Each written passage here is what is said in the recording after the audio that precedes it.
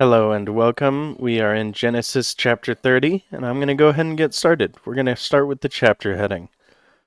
Jacob marries Bilhah, and she bears Dan and Naphtali.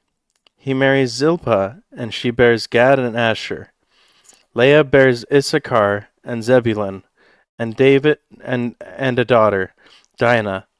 Then Rachel conceives and bears Joseph. Jacob works for Laban for the wages of cattle and sheep. Verse 1. And when Jacob saw that she bare Jacob no and when Rachel saw that she bare Jacob no children, Rachel envied her sister, and said unto Jacob, give me children, or else I die. Verse 2. And Jacob's anger was kindled against Rachel, and he said, am I in God's stead, who hath withheld from thee the fruit of the womb? In verse 3. And she said, behold, my maid Bilhah, go in unto her, and she shall bear upon my knees, that I may also have children by her. Verse 4. And she gave him Bilhah her handmaid to wife, and Jacob went in unto her. Verse 5. And Bilhah conceived, and bare Jacob a son. Verse 6. And Rachel said, God hath judged me, and hath also heard my voice, and hath given me a son. Therefore called she his name Dan. Verse 7. And Bilhah, Rachel's maid, conceived again, and bare Jacob a second son. Verse 8. And Rachel said, with great wrestlings have I wrestled with my sister, and have I prevailed, and I have prevailed. And she called his name Naphtali. Verse 9. And when Leah saw that she had left bearing, she took Zilpah her maid, and gave her to Jacob to wife. Verse 10. And Zilpah, Leah's maid, bare Jacob a son. Verse 11. And Leah said, a troop cometh, and she called his name Gad. Verse 12. And Zilpah, Leah's maid, bare Jacob a second son. Verse 13. And Leah said, happy am I, for the daughters will call me blessed. And she called his name Asher.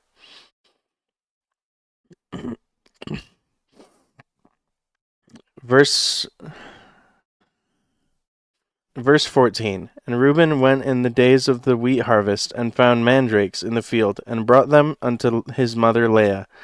Then Rachel said unto Leah, give me, I pray thee, of thy son's mandrakes. Verse 15. And she said unto her, is it a small matter that thou hast taken my husband? And wouldest thou also take my son's mandrakes also? And Rachel said, therefore he shall live with thee tonight for thy son's mandrakes. Therefore he shall lie with thee tonight for thy son's mandrakes. Oh. Verse 16. And Jacob came out of the field in the evening, and Leah went out to meet him, and said, thou must come in unto me, for surely I have hired with thee with my son's mandrakes. And he lay with her that night. Verse 17. And God hearkened unto Leah, and she conceived, and bare Jacob the fifth son. Verse 18. And Leah said, God hath given me my hire, because I have given my maiden to my husband, and she hath called his name Issachar.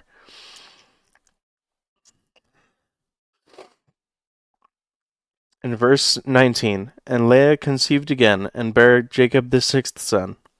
Verse 20. And Leah said, God hath endured with me with a good dowry. Now will my husband dwell with me, because I have borne him 6 sons. And she called his name Zebulun. This is kind of sad, actually, because it's like Leah's trying to get the love that she wants out of Jacob by bearing him sons, and Jacob's not giving her the love she needs. I don't know. Well, I'm not. Yeah, I don't know. I think it's like an attention thing, or yeah, that makes the most sense. Verse 21. And afterwards she bare a daughter, and called her name Dinah. Verse 22. And God remembered Rachel, and God hearkened to her, and opened her womb. Verse 23. And she conceived, and bare a son, and said, God hath taken away my reproach. 24. And she called his name Joseph, and said, The Lord shall add to me another son. 25. And it came to pass, when Rachel had borne Joseph, that Jacob said unto Laban, Send me away, that I may go into mine own place, and to my country. Verse 26. Give me my wives and my children, for whom I have served thee, and let me go, for thou knowest my service which I have done thee. Verse 27. And Laban said unto him, I pray thee, if I have found favor in thine eyes, tarry, for I have learned by experience that the Lord hath blessed me for thy sake. Verse 28. And he said, Appoint me thy wages, and I will give it. Verse 29. And he said unto him, Thou knowest that I have served thee, and how thy cattle was with me. Verse 30. For it was little which thou hast before I came, and it is now increased unto a multitude. And the Lord hath blessed thee since my coming. And now when shall I provide for mine house also? Verse 31. And he said, What shall I give thee? And Jacob said, Thou shalt not give me anything. If thou wilt do this thing for me, I will again feed and keep thy flock. Verse 32. I will pass all thy flock today, removing from thence all the speckled and spotted cattle, and all the brown cattle among thy sheep, and the spotted and speckled among the goats, and of such shall be my hire. Verse 33. So shall my righteousness answer for me in the time to come, when it shall come for my hire before thy face. Every one that is not speckled and spotted among the goats, and brown among the sheep, that shall be counted stolen with me. Verse 34. And Laban said, Behold, I would it might be according to thy word. Verse 35. And he removed that day the goats that were ring-straked and spotted, and all the she-goats that were speckled and spotted, and every one that had some white in it, and everyone that had some white in it, and all the brown among the sheep. And he gave them into the hand of his sons. Verse 36. And he set 3 days' journey betwixt himself and Jacob, and Jacob fed the rest of Laban's flocks. Verse 37. And Jacob took him rods of green poplar, and of the hazel, and of the chestnut tree, and pilled white strakes in them, and made the white appear which was in the rods. Verse 38.